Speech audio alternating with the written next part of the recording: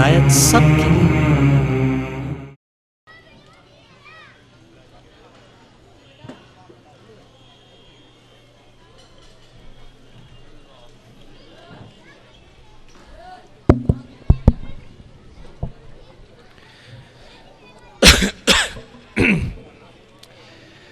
जो हजरात इधर उधर खड़े हैं उनसे नहायत ही अदब व एहतराम के साथ गुजारिश है कि नशिश का माकूल इंतज़ाम है। बराए करम जहाँ भी जगह मिल रही है तशरीफ़ रखें।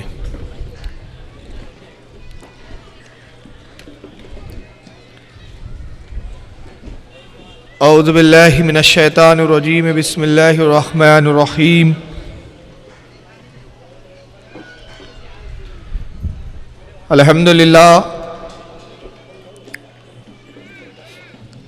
अल्हम्दुलिल्लाहि रब्बिल आलमीन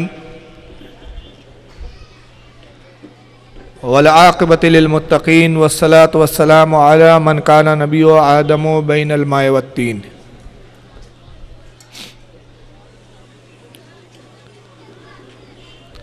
क़ाल अल्लाहु तबारक व तआला फ़िल क़ुरानिल मजीद वल फ़ुरक़ानिल हमीद।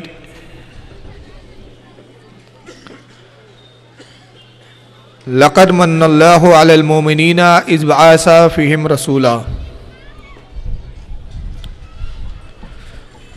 सदक़ल्लाहुल अज़ीम सदक़ सादिक़ुल मस्दूक़ अलैहिस्सलातु व तस्लीम। इन्नल्लाह व मलाइकतहु युसल्लूना अलन नबी या अय्युहल्लज़ीना आमनू सल्लु अलैहि व सल्लिमू तस्लीमा।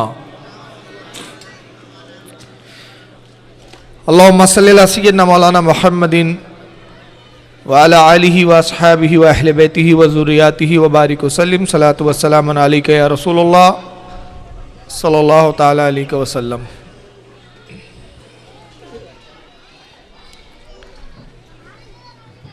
एक नाम मुस्तफ़ा है जो बढ़कर घटा नहीं, एक नाम मुस्तफ़ा है जो बढ़कर घटा नहीं, वरना हर एक उरूज में पिन्हा ज़वाल है।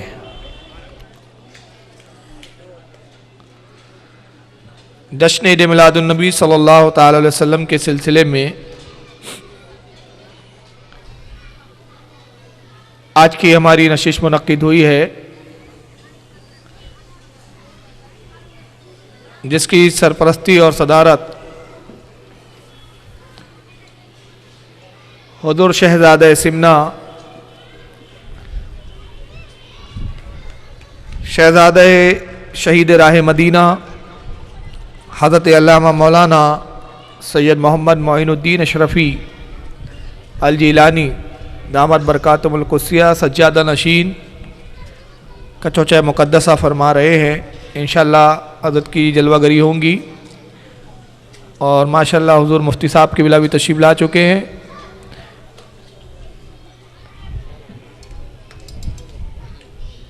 जश्न मिलादुन नबी के सल्लल्लाहु ताला अलैहि वसल्लम के ताल्लुक़ से आज ही हमारी पहली नशिस्त है।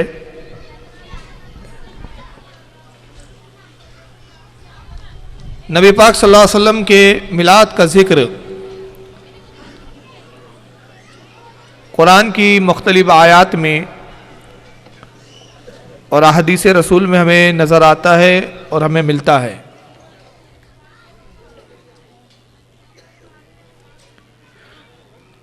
चुनांचे आइए अल मुख्तसर तमहीद को ज़्यादा लंबी ना करते हुए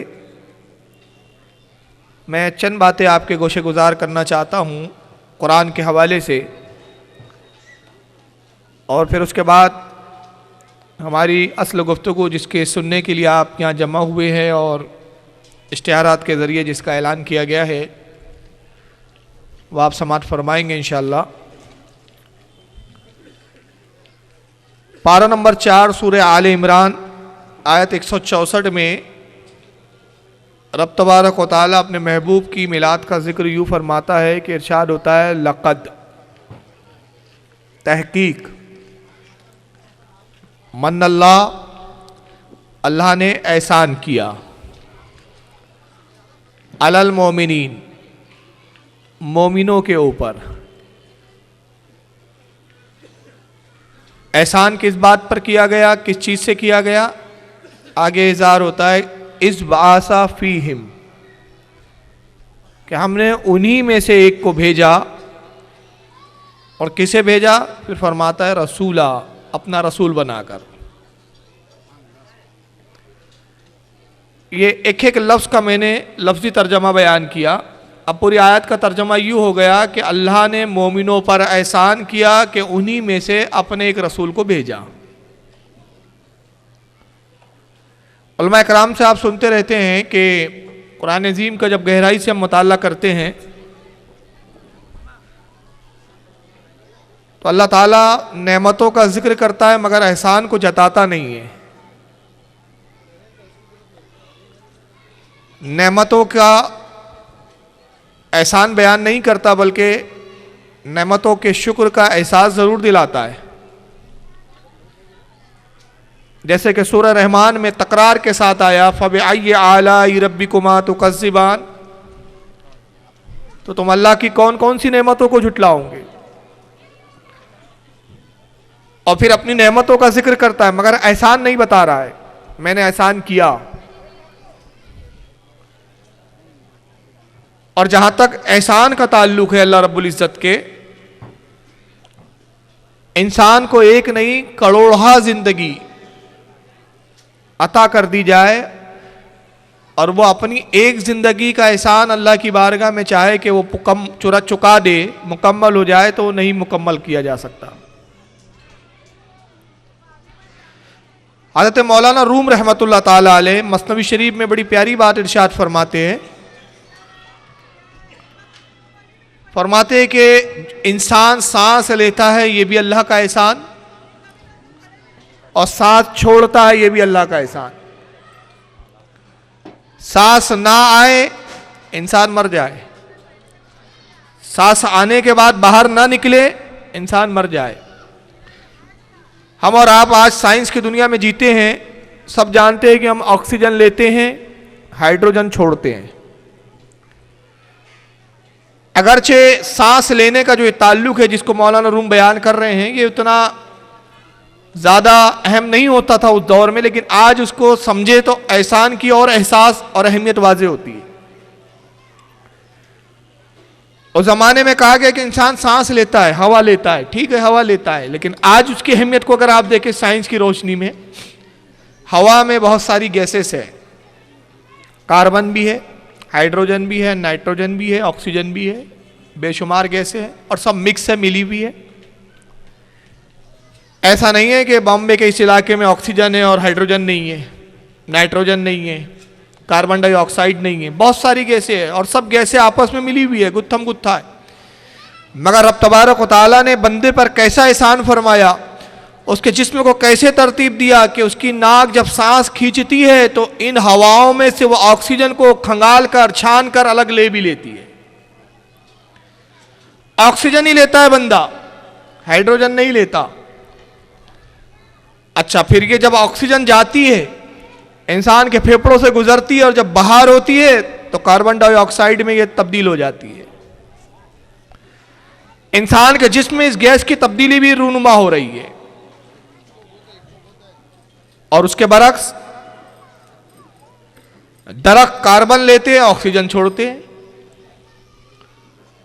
अब यह भी एक एहसान कि ये सलाहियत पैदा की इंसान में कि जो ऑक्सीजन, जो गैस, जो हवा में जो अनासिर है, जो उन्सर है, उसके लिए फायदा बख्श है, उसी को इंसान ले रहा है, दूसरे को छोड़ दे रहा है। अब मौलाना रूम फरमाते हैं कि अगर इंसान चाहे कि मैं अल्लाह की बारगाह में इन सांसों का एहसान चुकाऊं और तसव्वुर ये करे कि चलो एक सांस लिया इसी का एहसान चुका दिया जाए, हालांकि मुमकिन नहीं। अब देखिए मिसाल कितनी अच्छी दी। तो एहसान चुकाने का जरिया क्या है? उसकी इबादत। एहसान पर शुक्र करने का जरिया क्या है? इबादत। अब बंदे ने इबादत शुरू की कि सांस मुझे अता की, आज मैं इस सांस का बदला देना चाहता हूं, हालांकि मुमकिन नहीं, समझाने के लिए। सजदे में गया और अभी उसने कहा सुब्हान रब्बिल आला, अभी ये लफ्ज कहा तो एक सांस उतने में ले भी लिया और छोड़ भी दिया। चला था एक हवा का, एक सांस का बदला चुकाने के लिए, और 2 सांसें उसके ऊपर और ऊपर हो गई। तो कहने का मतलब ये कि इंसान पूरी जिंदगी भी वक्फ कर दे तो अल्लाह की एक नेमत का एहसान नहीं चुका सकता। और रब तबारक व तआला ने नेमतें दी, एहसान नहीं जताया, मगर सिर्फ एक मौका है जहां पे एहसान का इजहार कर रहा है, एहसान जताया जा रहा है, एहसान करने का एहसास दिलाया जा रहा है। और वो कौन सा मकाम है? वो मकाम यह है कि लक़द मन्नल्लाहु अलल मोमिनीना इज़ बअसा फ़ीहिम रसूला, हमने मोमिनों पर एहसान किया कि उनमें हमने एक रसूल को भेज दिया, हमने अपना रसूल भेजा, ये तुम पर एहसान है। और ये एहसान इसलिए है कि सारी नेमतों का ताल्लुक इसी नबी की ज़ात से है, अगर ये ना होते तो कोई नेमत ना होती। सारी कायनात की जान मोहम्मद रसूलुल्लाह सल्लल्लाहु अलैहि वसल्लम है, सारे आलम की हया का सबब रसूलुल्लाह सल्लल्लाहु अलैहि वसल्लम है, सारे कायनात की नफ्स अगर चल रही है, कायनात में ये पूरा निज़ाम चल रहा है, तो इस निज़ाम के चलने का सबब रसूलुल्लाह सल्लल्लाहु अलैहि वसल्लम है। इसी को आला हज़रत ने यूं बयान फरमाया, वो जो ना थे तो कुछ ना था, वो जो ना हो तो कुछ ना हो, जान है ये जहान की, जान है तो जहान है। सुभान अल्लाह, सुभान अल्लाह, वाह वाह, सुभान अल्लाह। अब नबी एहसान इसलिए कि सारी कायनात की तख्लीक नबी से हुई। इंशाअल्लाह आने वाले बयानात में बताऊंगा कि कायनात की तख्लीक नबी से किस तरह हुई, और अहादीस की रोशनी में और उन मोतबर अहादीस की रोशनी में कि जिसको कोई माइकल आल ज़ईब भी नहीं बोल सकता, लेकिन वो आइंदा होने वाले बॉम्बे के ही प्रोग्रामों में है। अभी मौजू मेरा वो आज का वो नहीं है। अब इरशाद हो रहा है कि हमने अपने रसूल के जरिए तुम पर एहसान किया। अब किस पर एहसान किया? हालांकि एहसान तो पूरी कायनात पर है, काफिरों पर भी है। जो नेमत काफिरों को मिल रही है ये भी नबी का सदका है। ये अलग बात है कि मोमिन और काफिर में फर्क क्या है। मोमिन नबी की नेमतों से यहां भी फैज़याब हो रहा है और बरोज़े क़यामत जन्नत में दाखिल होकर नबी की नेमतों से, नबी के इनाम और इकराम से, नबी के तोहफे तायब से वहां भी फैज़याब होगा। सुभान अल्लाह, सुभान अल्लाह। काफिर को यहीं दे दिया गया, वहां के लिए नहीं है, मगर यहां भी जो नेमतें काफिर को भी मिल रही है वो भी नबी का सदका है। तो अब एहसान तो उस पर भी हुआ है। एहसान हैवानात, जिन्नात, नबातात, हर चीज, हर शय पर, हर मखलूक पर एहसान है कि नबी आए। हर मखलूक पर नबी का एहसान, और सबसे बढ़कर तो इंसानों पर एहसान और इस आलम पर एहसान। जैसा कि कहा गया कि वो हर आलम की रहमत है, किसी आलम में रह जाते ये उनकी मेहरबानी है कि ये आलम पसंद आया, ये आलम को पसंद किया, ये भी नबी का एहसान। 18,000 आलम में जिस आलम में चाहते रसूल तशरीफ ले जा सकते थे। तो एहसान सब पर, मगर कुरान का मिजाज देखे। कुरान ये नहीं कह रहा है कि हमने इंसानियत पर एहसान किया, ये नहीं कहा कि हमने जिन्नातों पर एहसान किया, मखलूकात पर एहसान किया, ये नहीं कहा, फरिश्तों पर एहसान किया, ये नहीं कहा, आसमान वालों पर एहसान किया, ये नहीं कहा, बल्कि किस लफ्ज के साथ एहसान जताया। एहसान किन पर हुआ? अलल मोमिनीन, जो मोमिन है उन पर एहसान। तो अब मोमिन पर क्यों एहसान?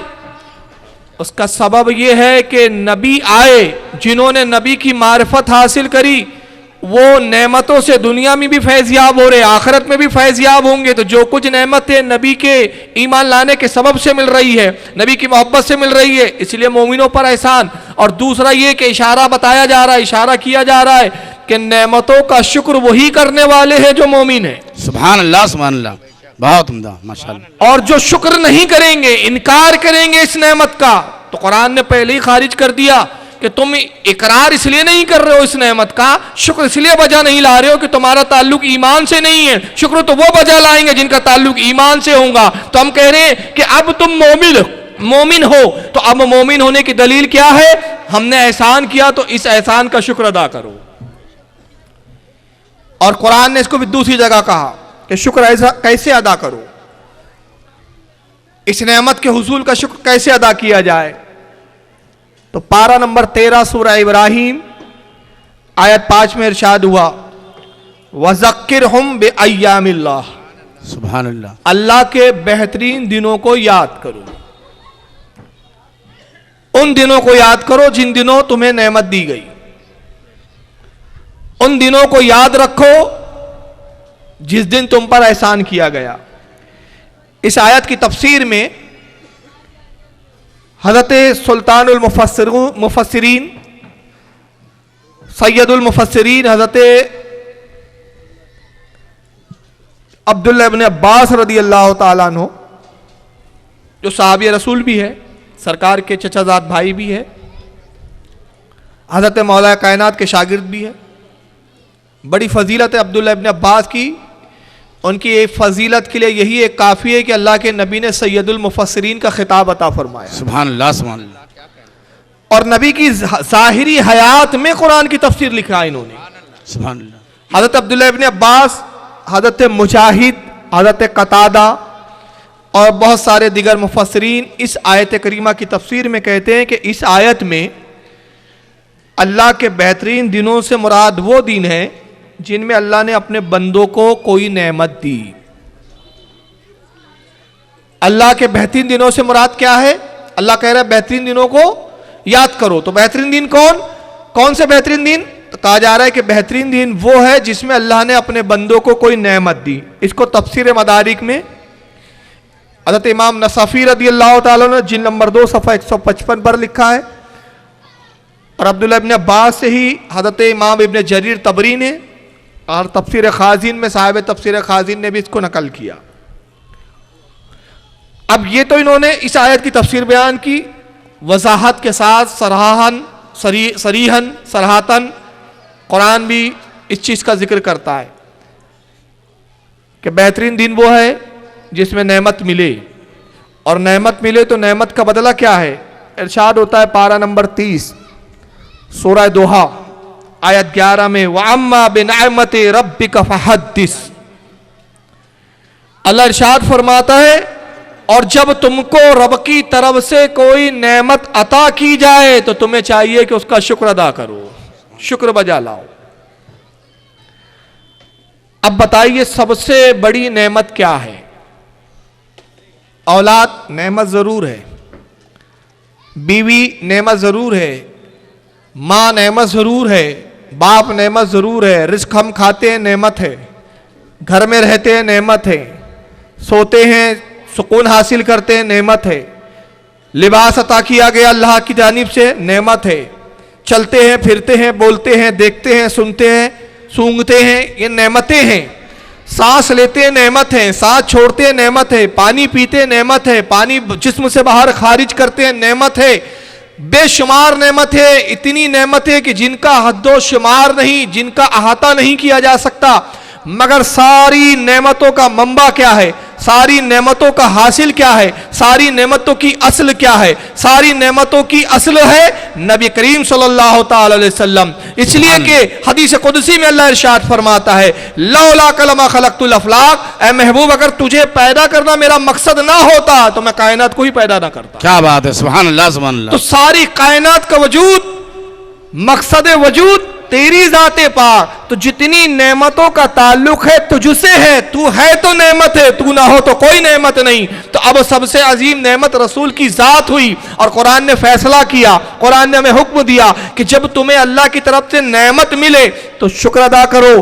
तो अब वो दिन जिस दिन नबी पाक सल्लल्लाहु अलैहि वसल्लम जैसी नेमत मोमिनों को अता की गई, क्या वो शुक्र का दिन ना होगा? यकीनन होगा। और कुरान ने फैसला कर दिया कि इस नेमत का जिक्र वही करेंगे जिनका ताल्लुक ईमान से होगा, जो मोमिन होंगे। मगर बड़े अफसोस की बात है कि लोगों को जो चीज नेमतें मिलती है उसको भूलते नहीं है। आज के इस मॉडर्न जमाने में लोग अपनी मैरिज एनिवर्सरी मनाना नहीं भूलते। बुढ़े हो जाते मगर सालगिरह होते रहती है शादी की। कम से कम सालगिरह नहीं करते तो याद जरूर रखते कि फुला तारीख को मेरी शादी हुई थी। घर में बच्चा पैदा होता है, तारीख याद रखी जाती है, फुला तारीख को हमारा ये बच्चा आया था, अल्लाह ने ये नेमत हमें बेटे की शक्ल में, बेटी की शक्ल में अता की। घर में कोई कीमती चीज आती है, तारीख याद रखी जाती है। मकान बनाता है आदमी, किस तारीख को मकान में शिफ्ट हुआ था वो तारीख भूलता नहीं है। कीमती गाड़ी खरीदता है इंसान, गाड़ी किस तारीख को खरीदा उसको याद रखने की कोशिश करता है। गर्ज के जिंदगी में से बहुत से वाक़े वक़ू होते हैं और बहुत से वाक़यात ऐसे इंसान की जिंदगी में आते रहते हैं कि जिनको आदमी फरामोश नहीं करता, याद रखता है। चाहे हादसात की शक्ल में हो तो याद रखा जाता है, चाहे मसरत की शक्ल में वो वाक़यात वक़ू पज़ीर हो जिंदगी में तो याद रखा जाता है। मगर बड़ी अजीब बात है कि इस बात के वो भी कायल हैं जो अकायद और नजरियात में हमसे इत्तेफाक नहीं रखते। वो भी कुछ चीजों को याद रखते हैं, बल्कि अगर वो इज्तिमा करते हैं, इज्तिमा खत्म हो जाता है मगर उसका तस्करा करते रहते हैं। फला तारीख को इज्तिमा हुआ था, फला मौलाना आए थे, बहुत बड़ा जलसा हुआ, बहुत बड़ी तकरीर हुई, तारीख भूलते नहीं है। नारे तकबीर, नारे रिसालत, नारे रिसालत, कायदे अहले सुन्नत, कायदे अहले सुन्नत, शहजादे शहीदे राह मदीना, शहजादे शहीदे राह मदीना, हुजूर मोइनुल मशाइख, हुजूर मोइनुल मशाइख, हुजूर मोइनुल मशाइख। नारे तकबीर, नारे रिसालत, जश्न आमदे अंबिया, जश्न आमदे अंबिया, जश्न आमदे अंबिया, हुजूर शहजादे शहीदे राह मदीना। उलमाए अहले सुन्नत, अवाम अहले सुन्नत, नारे तकबीर, नारे रिसालत, नारे रिसालत।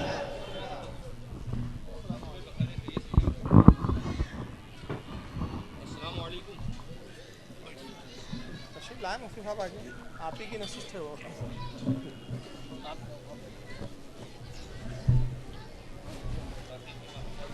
नहीं, अभी बस शुरू ही किया है।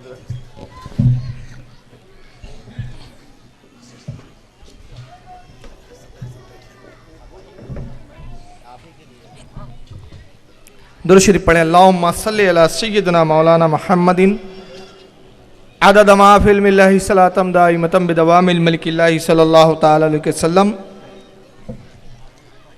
रब्ब कायनात का बड़ा शुक्र व एहसान कि आज ज़िक्र रसूल की जो नशिस्त हमने मुनक्किद की, इस नशिश की मकबूलियत की सनद यही है कि जिस नबी का हम जिक्र खैर कर रहे हैं उसी के शहज़ादे आज इस बज़्म की सरपरस्ती फरमा रहे हैं। और यकीनन रसूल पाक सल्लल्लाहु अलैहि वसल्लम की रूह तैयबा खुश हो रही होंगी कि आज मेरा जिक्र खैर भी हो रहा है और मेरे ख़ानदान और मेरी नस्ल के एक मेरे साहबजादे हज़रत मोइन मिल्लत जलवागर हैं। मैं अल्लाह का शुक्र एहसान का इजहार करता हूँ और ये भी अर्ज़ करना चाहता हूँ कि ज़िक्र रसूल तो बाईस से बरकत है और उसमें जिस रसूल का तस्करा और उसके शहज़ादे की ज़ियारत भी हो जाए तो नूरुन अला नूर का मामला हो जाता है। अल्लाह ताला हुजूर की उम्र में बरकत अता फरमाए, हज़रत के फ़ैज़ व बरक़ात से हमें तादेर फैज़याब फरमाता रहे। आमीन, और आमीन। हज़रत की सरपरस्ती यूं ही हमारे इजलास और जलसों में हमें मैसर आती रहे। आइए, मैं अर्ज़ कर रहा था कि इंसान अपनी ज़िंदगी के बहुत सारे अहम वाक़यात को याद रखता है और मैंने इसकी चंद मिसालें भी आपके सामने रखी और उन वाक़यात को वो लोग भी इसको याद रखना पसंद करते हैं जो बहुत सारी चीज़ों में हमारे अकायद और नज़रियात से इत्तेफाक नहीं करते,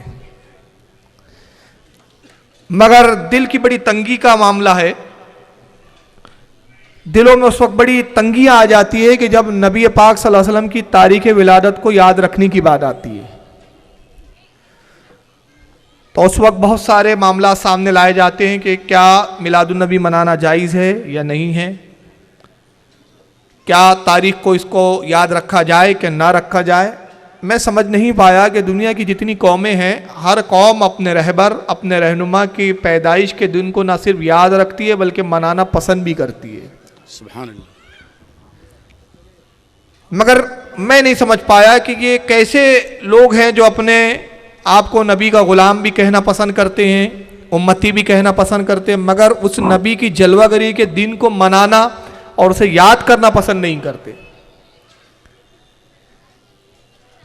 हालांकि वो दिन इतना अहम होता है कि अगर नबी पाक सल्लल्लाहु अलैहि वसल्लम की जलवागरी ना होती तो आज हम मुसलमान ही ना होते।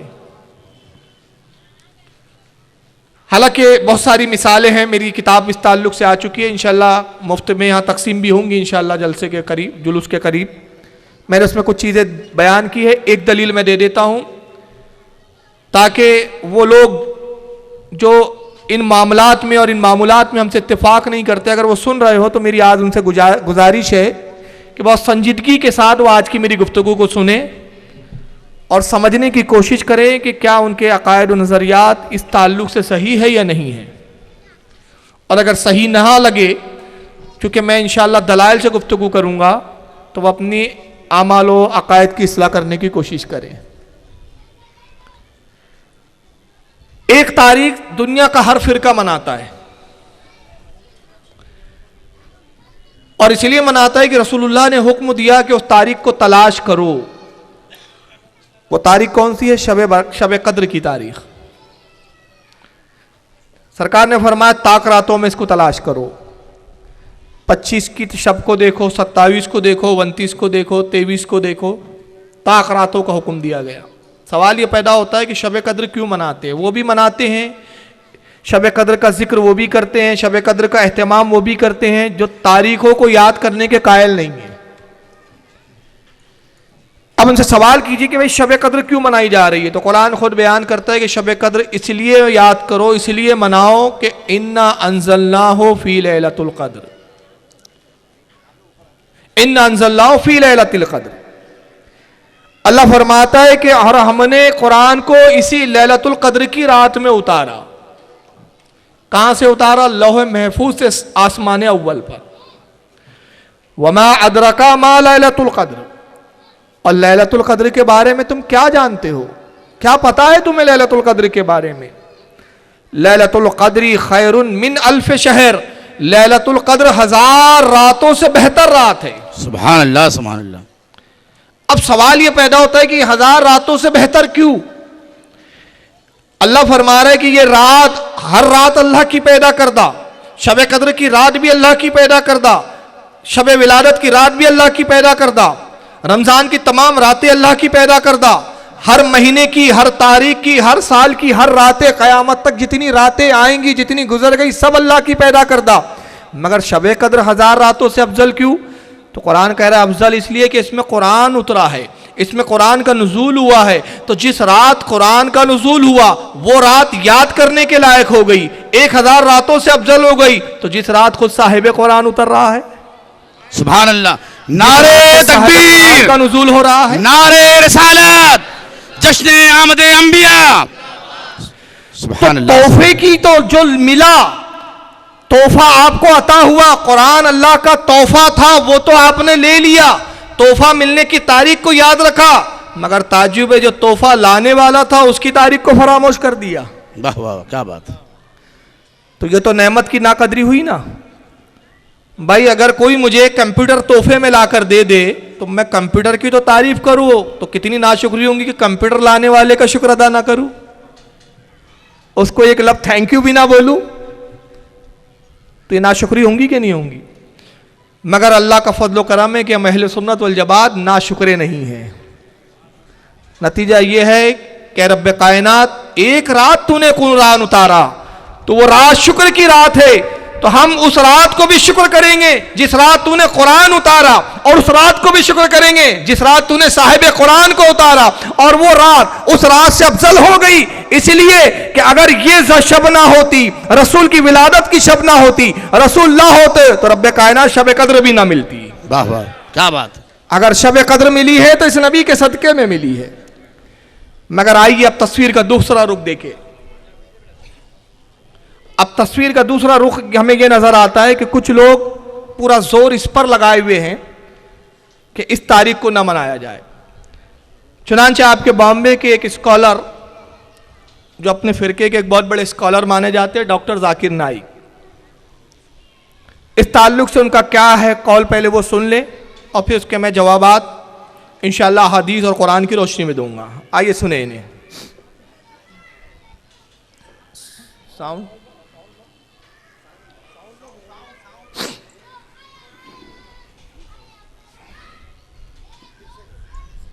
चालू है।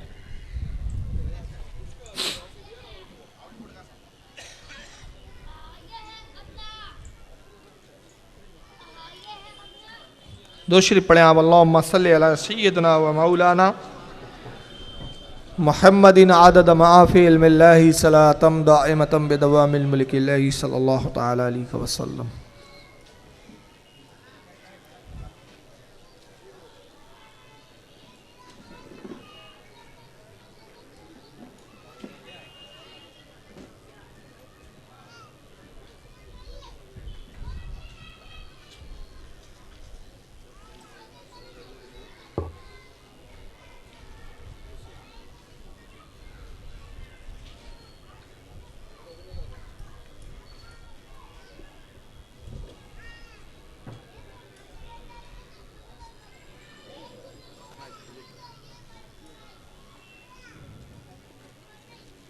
चालू है।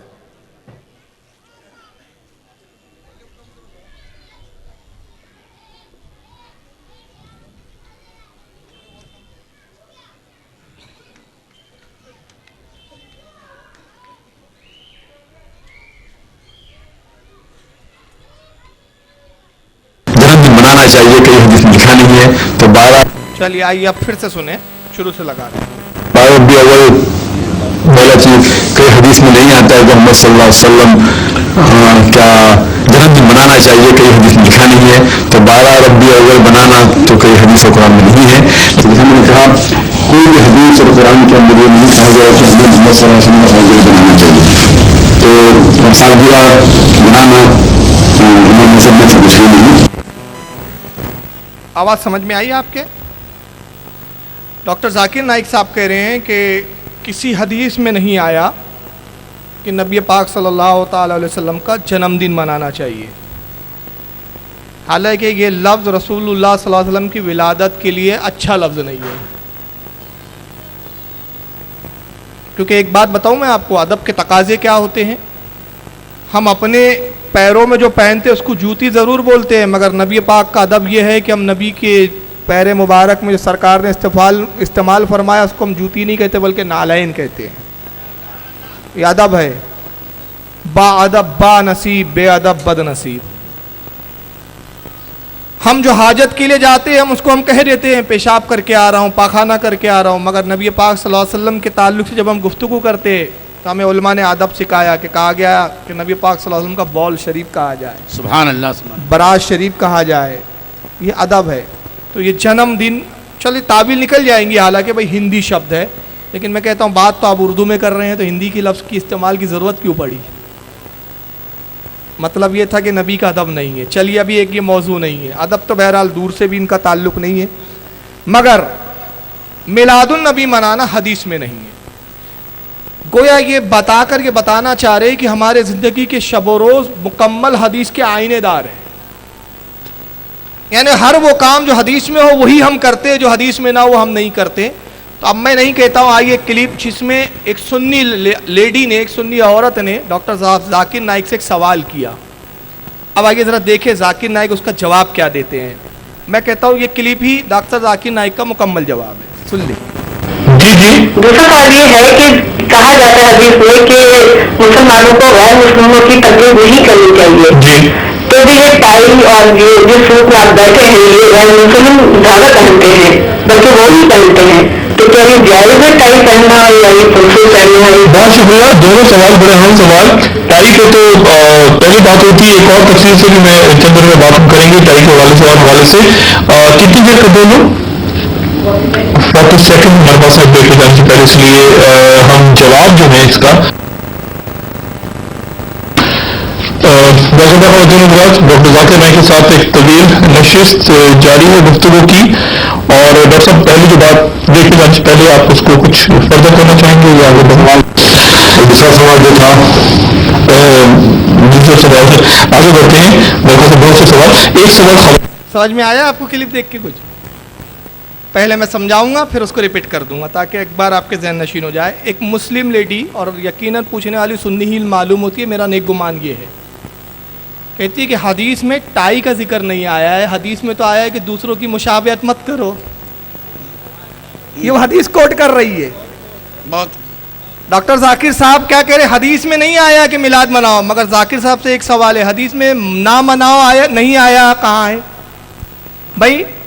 हदीस में ये आप कहते हैं कि हदीस में नहीं आया मनाओ, मत मनाओ, ये हदीस में कहाँ आया है? मगर यहां तो ममानियत मौजूद है कि अल्लाह के रसूल का कौल है, हदीस शरीफ है, मन तशब्बा बेहू क्या है वो, मन तशब्बा बेही फहुवा बेकौमी फहुवा मिनहुम, मन तशब्बहा बेही कौमी फहुवा मिनहुम। देखिए मफहूम ये है कि जो गैरों की नकल करे, गैरों की मुशाहबत करे, सरकार फरमाते वो उन्हीं में से है। मन तशब्बा बेही बेकौम ही फहुवा मिनहुम, जो जिस कौम की नकल करे। अब वो लेडीज पूछ रही है कि डॉक्टर जाकिर साहब हदीस में तो मना आया कि किसी की मुशाबहत न की जाए, तो आप जो टाई पहनते हैं, टाई लगाए हुए हैं, ये ईसाइयों की नकल है और सबको मालूम है ईसाइयों की नकल है, तो इसका सबूत कहाँ है? तो फौरन उन्होंने पूछा कंट्रोल रूम टाइम कितना बाकी है? कंट्रोल रूम याद आया तो कंट्रोल रूम ने कहा कि 9 सेकंड बाकी है। फौरन ब्रेक लिया। असल में वो चैनल का ब्रेक नहीं था, डॉक्टर जाकिर साहब के अकीदे का ब्रेक लग गया वहां। क्या बात है। अब ब्रेक लगा, ब्रेक के बाद फिर वेलकम सामईन हजरात, डॉक्टर जाकिर साहब के साथ फिर एक नशिस्त।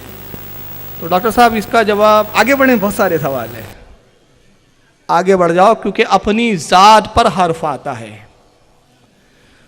तो अपना नफ्स इतना मोटा है, इतना मोटा है अपना नफ्स कि अपने नफ्स को बचाने के लिए सब निकाल जाओ, सब छोड़ दो, मगर दूसरों के लिए तो इतनी फराक दिली है कि किसी को भी किसी फेल पर बिद्दती बोल दो, चाहे मुशरिक बोल दो। अच्छा चलिए, अब डॉक्टर साहब से 2-4 गुजारिश मेरी, बड़ी संजीदा अंदाज में मैं आज तकरीर कर रहा हूं इंशाल्लाह, और इसी संजीदगी के साथ करूंगा। चाहता हूं कि वो लोग गौर करें कि बाकी क्या वो उनके नज़रियात सही है इस ताल्लुक से, ज़्यादती तो नहीं कर रहे वो लोग, वो गौर करें। उनको मैं एक लम्हे फिक्रिया देना चाह रहा हूँ डॉक्टर जाकिर साहब से कि आपने कहा कि भाई हदीस में नहीं आया, रसूलुल्लाह सल्लल्लाहु अलैहि वसल्लम की जो ज़िंदगी बड़ी सादा होती थी, आप जो जलसों के स्टेज लगाते वो लाखों रुपए के होते हैं, उसके ताल्लुक से कभी आपने हदीस में खंगाला कि दीन की तबलीग के लिए इस अंदाज से स्टेज लगाना कि मालूम हो कि जैसे कोई अभी डांसर का स्टेज लगा हुआ हो, ये कौन सी हदीस में आया है? फिर हदीस में ये भी आया है, अबू दाऊद शरीफ की हदीस है कि अल्लाह के रसूल सल्लल्लाहु ताला अलैहि वसल्लम बुरे नामों को बदल दिया करते थे। वो नाम जो मुशरिकीन से मुशाहबत हो जिनकी, जैसे हज़रत अबू हुरैरा रज़ी अल्लाह ताला अन्हु का नाम था अब्द शम्स, सूरज का बंदा, सरकार ने नाम बदल के उनका नाम कर दिया अब्दुर्रहमान। सुभान अल्लाह। अबू हुरैरा कुन्नियत है। ऐसे बहुत से सहाबा जिनके नाम सरकार ने बदले, जिनके नाम मुशरिकीन के नामों की तरह थे, मगर डॉक्टर जाकिर साहब को मिलाद ना मनाने के लिए हदीस नहीं है, ये तो समझ में आ गया, नजर आ गया, मगर अफसोस उनको अपने नाम के साथ जाकिर नाइक, लफ्ज नाइक अब तक समझ में नहीं आया। क्या बात है कि उन्हें अपने नाम को तो कम से कम बदलना चाहिए, जबकि हदीस में मुमानियत वहां मौजूद है। आइए एक और क्लिप डॉक्टर साहब की सुने, ये इंग्लिश में है। वो कह रहे हैं रसूलुल्लाह ही नहीं बल्कि किसी भी नबी का बर्थडे नहीं मना सकते, मिलाद नहीं मना सकते। आइए सुनिए। But celebrating birthdays आवाज बढ़ाइए of personalities, आवाज बढ़ाइए इसकी भाई। of personalities, and celebrating birthdays of people who have died, this leads to shirk for sure. Like celebrating birthdays of religious leaders, whether it be Jesus Christ, peace be upon him, whether it be Buddha, whether it be any messenger. Celebrating that is haram because that comes in worship. Celebrating birthdays of any religious personality, of any hero, that leads to idol worship, that per se is haram. But celebrating birthday of individual human beings per se, it is makruh according to me. It leads to things which are haram. So therefore you should avoid it. And that's the reason we tell to our people that avoid having birthday parties, etc. Because it leads to haram activity. Hope that answers the question, sister. पूरी बात का मफहूम यह है कि किसी भी नबी या किसी भी मजहबी लीडर इसका मिलाद मनाना, इसका बर्थडे मनाना डॉक्टर जाकिर साहब कहते हैं कि हराम है। और इनके बाद उलमा के नज़दीक तो शिर्क भी है, वो इंशाल्लाह मैं आगे भी दिखाऊंगा। कुछ लोगों ने मिलादुन नबी मनाने को शिर्क भी कहा है। मैं आज तक ये समझ में नहीं आया कि कुछ उलमा इनके हराम बोलते हैं, कुछ शिर्क बोलते हैं। पहले ये खुद तय कर ले कि है क्या, ये पहले खुद तय कर ले। इनके खुद इत्तेहाद नहीं है इस ताल्लुक़ से। और